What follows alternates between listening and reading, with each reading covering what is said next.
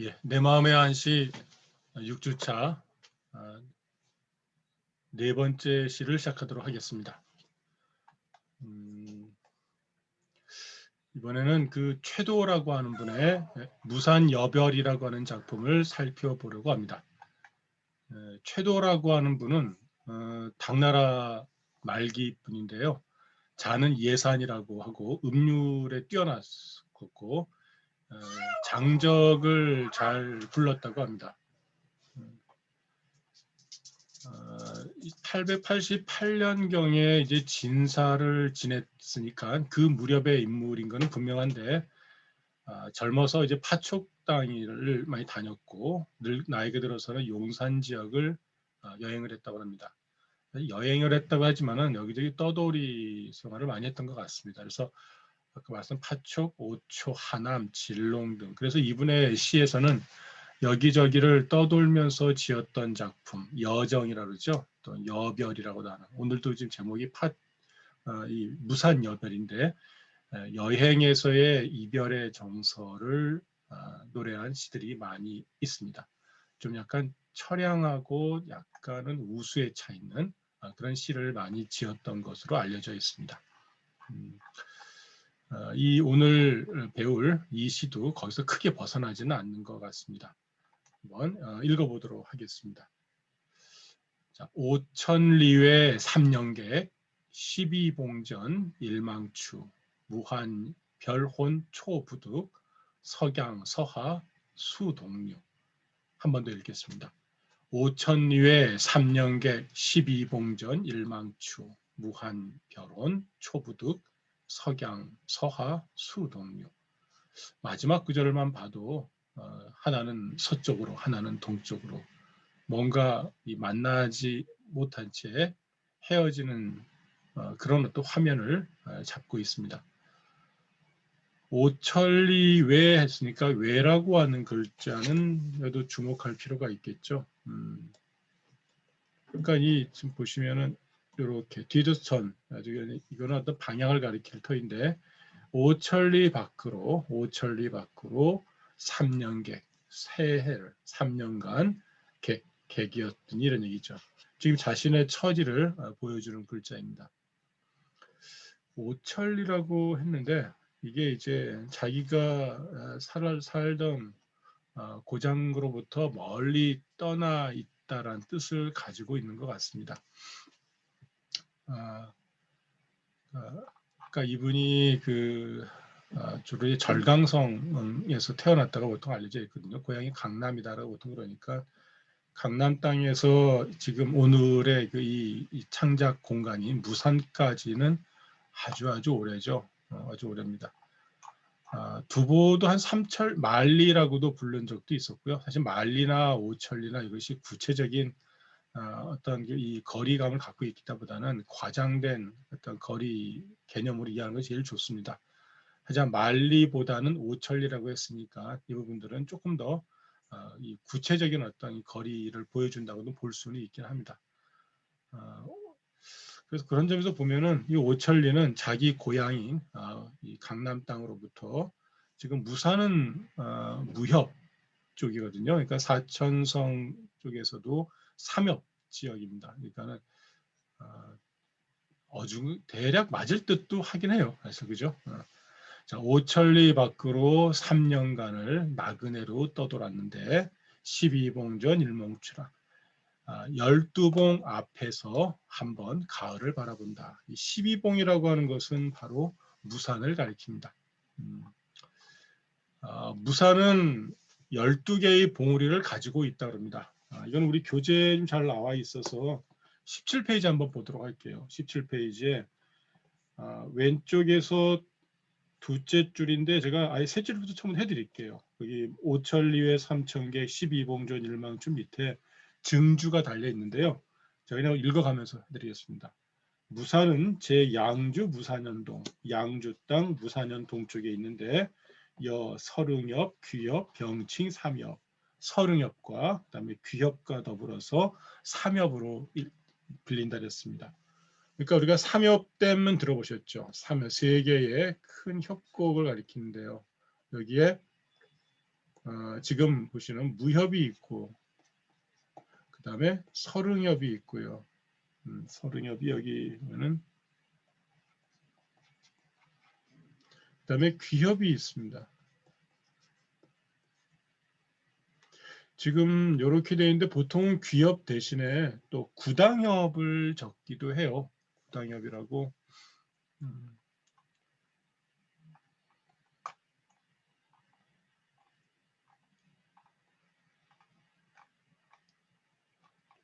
제가 써드릴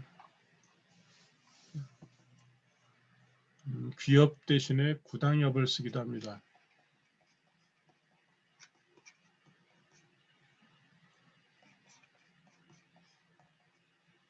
유정자는 이렇게 쓰기도 해요. 그냥 흑토가 있는.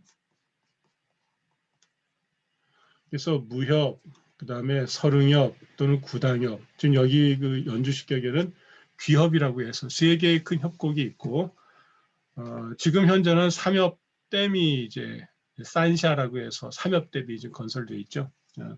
자, 연산 700리. 연산이라는 말은 산과 산이 이어져 있는 것을 연산이라고 합니다. 우리나라 도시 가운데에도 연산이라는 지역이 있죠. 연산읍, 저기 충청도에 가시면 논산, 연산 하는데요. 그 연산이라는 게 이런 겁니다. 산이 이렇게 있는데 산이 계속 이어져 있는 겁니다. 그래서 옆으로 보면은 옆에서 이렇게 딱 보면은 산이 계속 이어져 있는 겁니다. 이것을 연산이라고 합니다. 연산. 그러니까 산이 이어지기를 700리 거의 끝이 없는 거죠. 양무단차라 거의 끊어진 곳이 없다.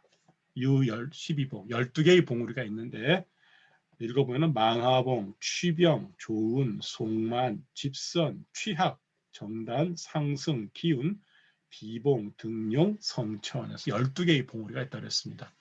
그러니까 지금 여기 요 무산 12봉전 일망추라는 말은 12개의 봉우리 앞에서 지금 무산 앞에서 일망추 한 번 가을을 바라본다라고 이렇게 해석하면 좋을 것 같습니다. 이 기업이라는 삼엽대 한도 말씀드린 이 기업에 다른 말로는 이런 것도 있습니다.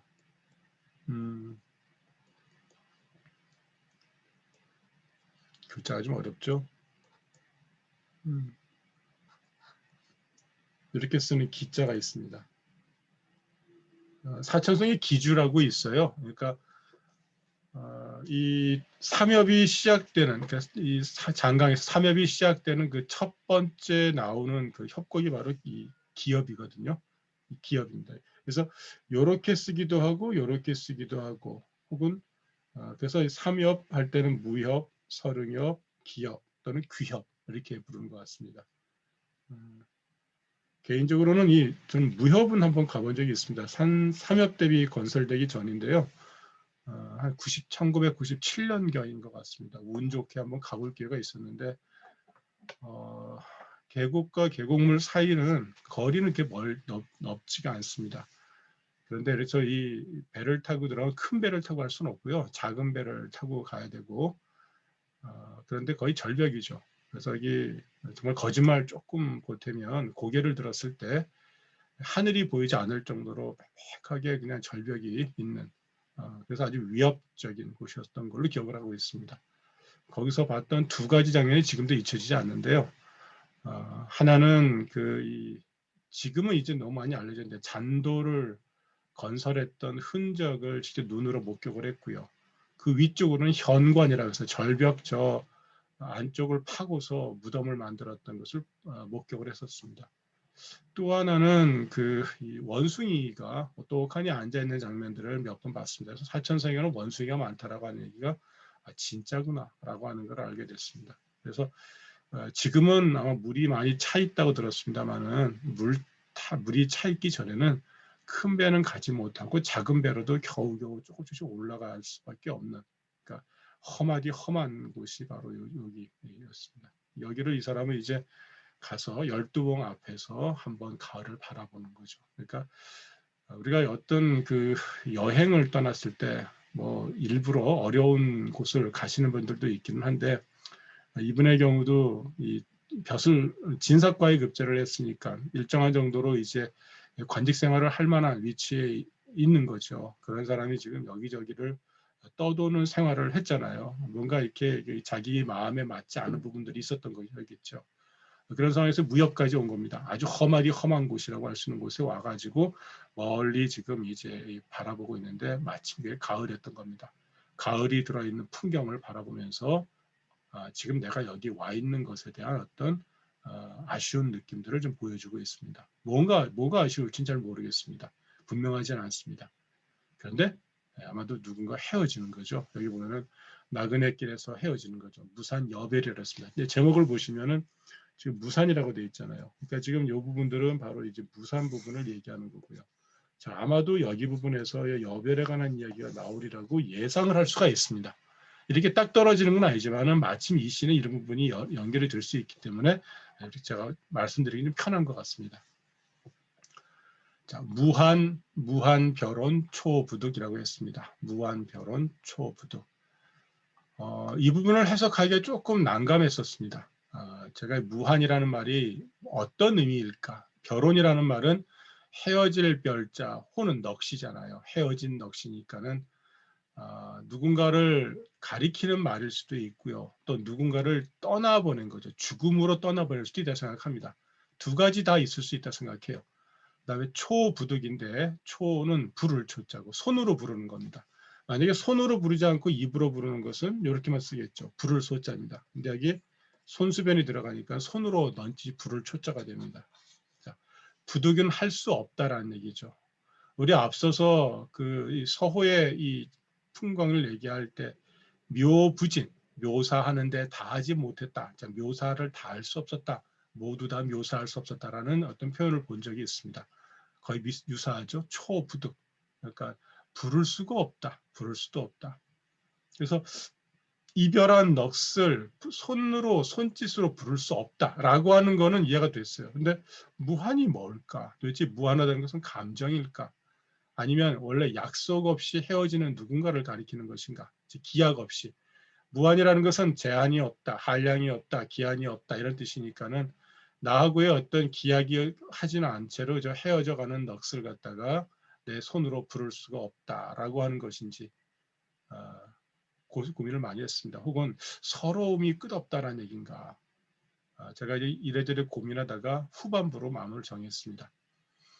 기약이 없이 헤어진다면은 한이라고 쓰지 않았을 것 같고요. 기약할 기자라든가 약속할 약세라든가 또는 뭐가 나오겠죠. 그런데 이것은 이 한은 그런 기약의 한자라기보다는 끝이 없는 어떤 것을 가지고 있습니다. 끝없는 어떤 감정의 흐름을 가지고 표현하는 것이 훨씬 더 좋겠다는 생각을 했습니다.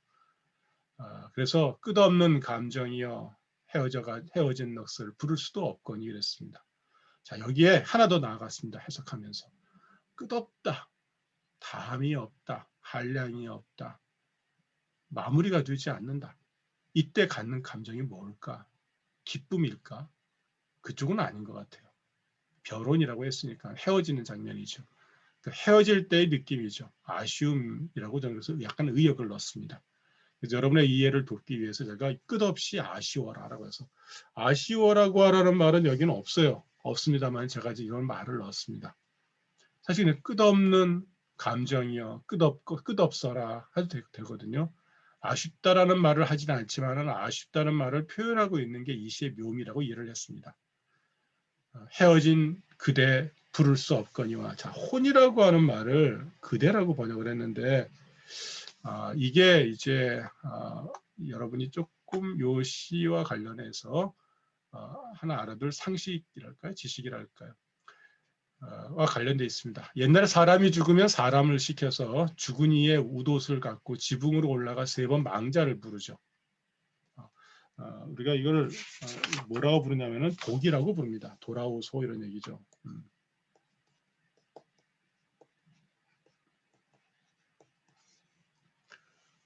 혹시 아주 오래된 영화인데요. 그 임권택 감독으로 기억을 합니다.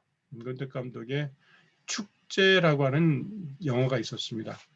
아마 여러 가지 이렇게 가족들이 서로 이렇게 약간 서먹서먹했던 분들이 이제 집안의 한 어른이 돌아가심으로써 그분을 중심으로 이제 이 상례죠. 상례를 지르는 가운데서 헤어졌거나 또 서먹서먹했던 사람들이 하나로 이렇게 모여지는 장면을 마지막으로 하는 영화입니다.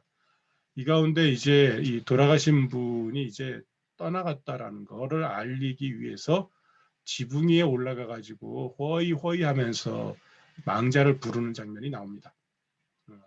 이걸 복이라고 그러는 거죠. 복이라고 그러는데요. 이 흔히 그래서 이것을 초혼이라고 그럽니다. 그죠?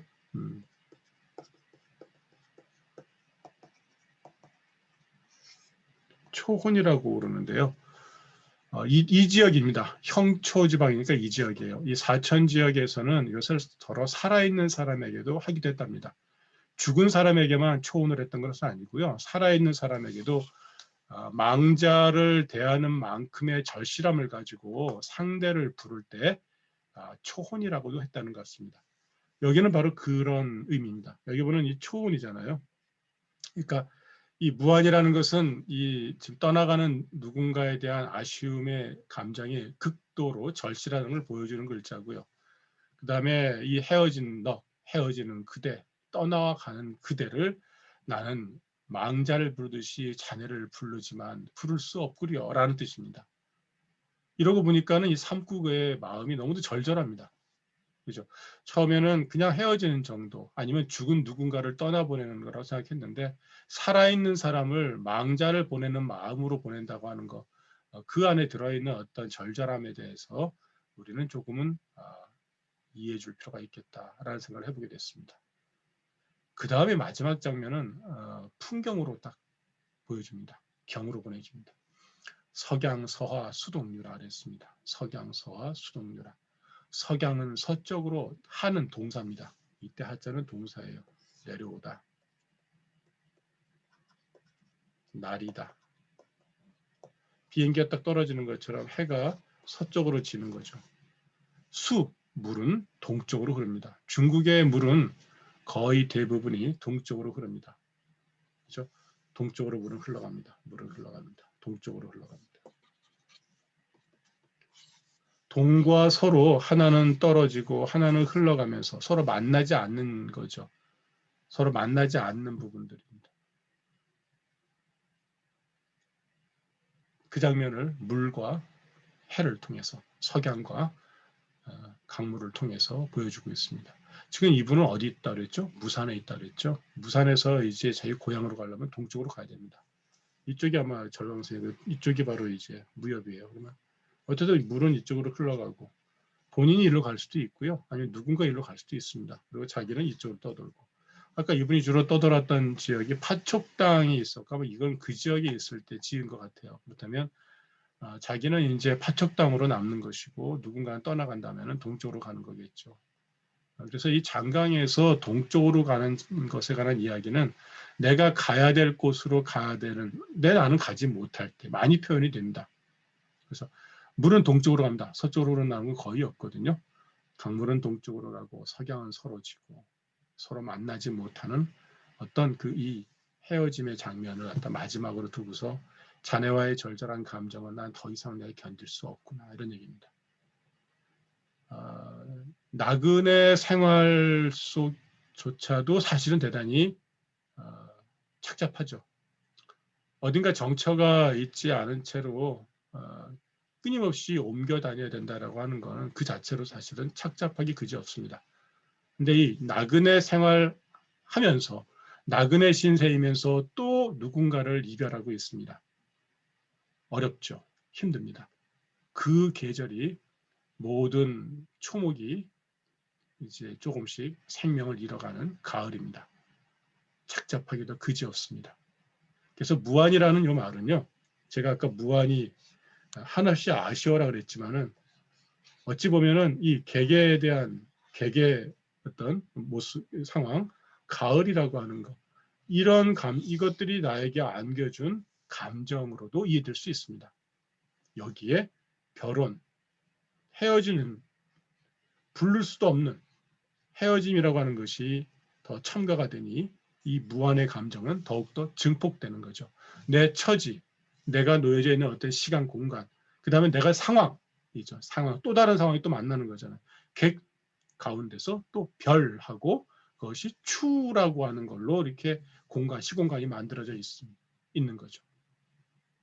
그래서 이 시에서 느낄 수 있는 것, 착잡하기 그지없는 부분들을 마지막에 담담하게 하나는 석양은 서쪽으로, 강물은 동쪽으로 가는구나 라면서 화면만으로만 이렇게 딱 보여주는 것, 담담하게 보여주는 거죠. 그러니까 담담함 안에 착잡함을 담았고 그 착잡함은 이중 삼중으로 중첩이 되어 있다는 점을 우리는 읽어낼 수 있을 것 같습니다. 대단히 좀 안타깝습니다. 그래서 제가 무한이라는 요 두 글자에다가 전 잘 이렇게 이 의역의 의미를 굳이 집어넣지 않는 식으로 번역을 하는데 여기에는 좀 아쉬워라라는 말을 좀 넣어주는 것이 이 누구죠? 최도의 마음을 좀 이해할 수 있게 표현하는데 조금 더 적절하지 않을까 생각을 했습니다. 빼도 괜찮습니다. 제가 늘 말씀드린 대로 글자 있는 대로 하고 나머지 것들은 상상에 맡기는 것이 시적인 함축성을 위해서 좋다라고 말씀드렸으니까 저는 거기에 대해서 동의를 합니다. 볼게요. 오천리 밖으로 오천리 외 삼년객 오천리 밖으로 새해를 나그네 신사러니 12봉전 일망추락 12봉우리 앞에서 한번 가을을 바라보네. 무한별원 초부득 끝없는 감정이여 좀 끝없구나. 헤어진 넋을 풀을 수도 없다니. 그죠? 이럴 수 있어요. 이 끝없는 가운데 헤어진 넋을 부를 수도 없다니. 너무 안 좋아. 이런 얘기죠. 슬프다는 얘기죠. 석양 서하수 동유라. 석양은 서쪽으로 흐르고 물은 동쪽으로 흐르디다려.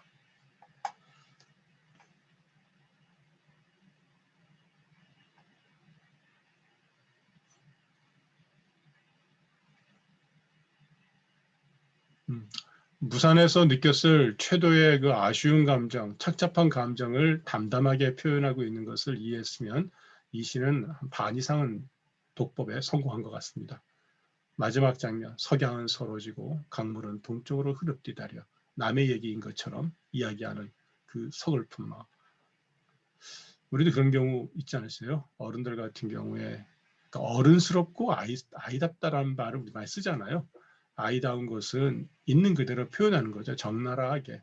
근데 어른스러운 것은 그 슬픔을 한 번 더 감싸서 아무렇지도 않은 듯 표현해내는 것. 그래서 이 시는 좀 성숙한 시라고 저는 생각이 됩니다. 수고하셨습니다.